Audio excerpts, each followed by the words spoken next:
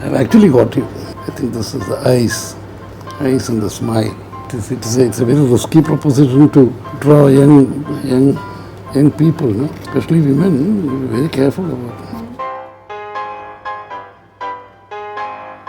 I wasn't drawing as a child, and I wasn't good at drawing at any time in my life. During my school or college, my drawing teacher never ever approved of the way I drew because I could only draw cartoons.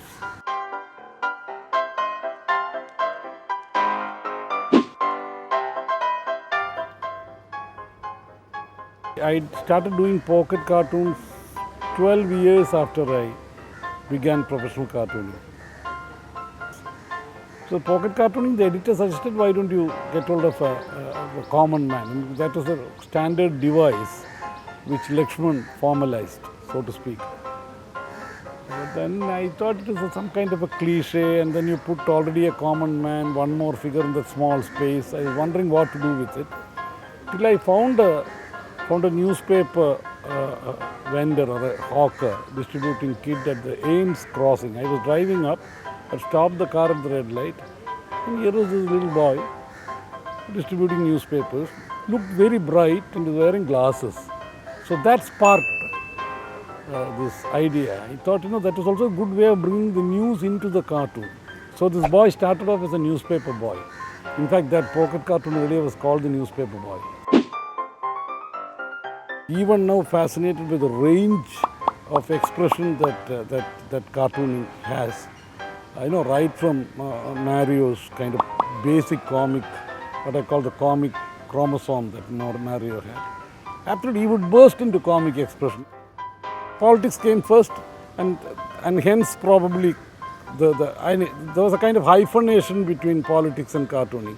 So your access to cartoons was entirely thanks to the printed cartoons in the daily newspapers or magazines. So I got to follow Abu in the Indian Express, Vijayan, as I said, in the Hindu, and the Mathrubhumi newspaper.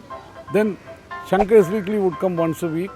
On its last page, there was an all-time great cartoonist called Julius Pfeiffer. And then you got to see other cartoonists, Kutti's cartoons. Kutti was again, before Abu came, he was an Indian Express cartoonist. Then Lakshman's cartoons, once in a while we got to see in the Illustrated Weekly. Times of India had no southern edition at that time.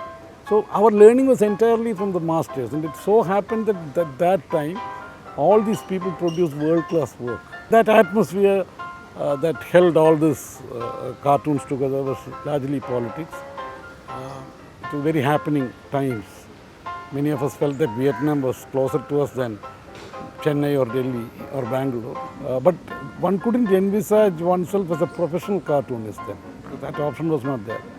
One can only say that cartooning chose us rather than we chose cartooning. Shankar's printed my first cartoon.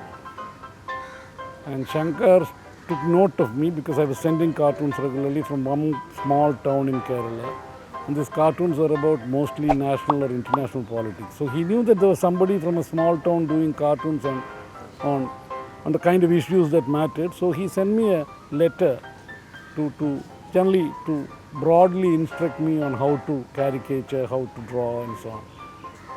Then I became a more or less regular contributor of Shankar. And there was the emergency soon after we graduated. So it was even less of a possibility of doing cartoons, because under an emergency, what kind of cartooning can you do under censorship? It is even more difficult to draw than to write. Cartoons were disappearing at that time. Vijayan had stopped drawing, Rajendra Puri stopped drawing. There was only Abu appearing off and on. Lakshman was drawing on inconsequential subjects to avoid censorship. Shankar's Weekly again folded up by September 1975, within months of the emergency. The Janata Party came to power, Mrs. Gandhi got defeated. Then this possibility came up again. I had sent some cartoons up to the Hindu for occasional publication. It was the Hindu editor G. Kasturi who called me and offered me this job. He said, you can't be a part-time cartoonist, you are young enough, take the risk, join. If you don't like it, leave. Period of political development that was most exciting, two periods, and talk about one is the Narasimha Rao phase, definitely, especially the first 2-3 years when the reforms were getting played out. That changed everything. That changed the content of newspapers. General newspapers became more economic. Economic newspapers became more general. I have always liked to caricature complex personalities rather than flat guys. Narasimha Rao, not because he had a pout and everybody reduced him to a pout, he was far more complex than that. One could never get his face absolutely right. None of us cartoonists, because he almost seemed a shadowy figure, never emerged from the shadows, so to say. But the moment he became Prime Minister, he became absolutely clear. Then current phase is also interesting for me. Modi is certainly exciting because we're still watching, we are on our toes. He hasn't spoken as much as he would, one would have liked him to. He has not spoken very much in Parliament, except, this grandstanding kind of stuff which he used to do, he does very well. When he goes abroad, he speaks, he's very clear.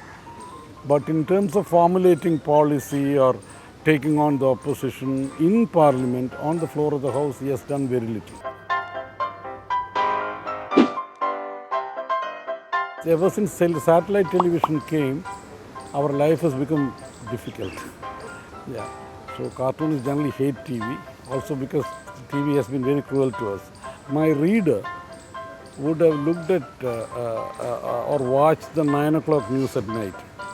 Or if there is anything important that TV breaks, she would have come to know about it by 9 or 10 o'clock before she goes to sleep. So I am going to cater to that person in the morning. Yakub Memon is a classic case in point. During the night we were changing. I was not able to settle on a cartoon because things are changing by the minute, half an hour, every half an hour. By the time I did it, it was 9 o'clock or something. As far as the print media goes, I think we have very good newspapers. Some of the top newspapers which have been good earlier have remained good. Of course, there is technology. You have to take into account the fact that your reader is going to look at news probably tomorrow on his cell phone. The platforms will change. And I think most of the sensitive editors are quite aware of all this. There is an editorial environment, there is a newsroom which is sensitive to dissent and sensitive to opinion, certain disrespect for authority. These are the kind of things that makes the presence of a cartoonist interesting. It also makes a cartoonist very comfortable. Cartooning will not go. It will go because of external factors, like as in the emergency.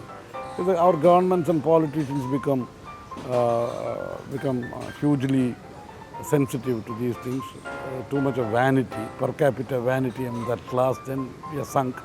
Also, editors can't stand up to pressure from authorities. But these are all external factors.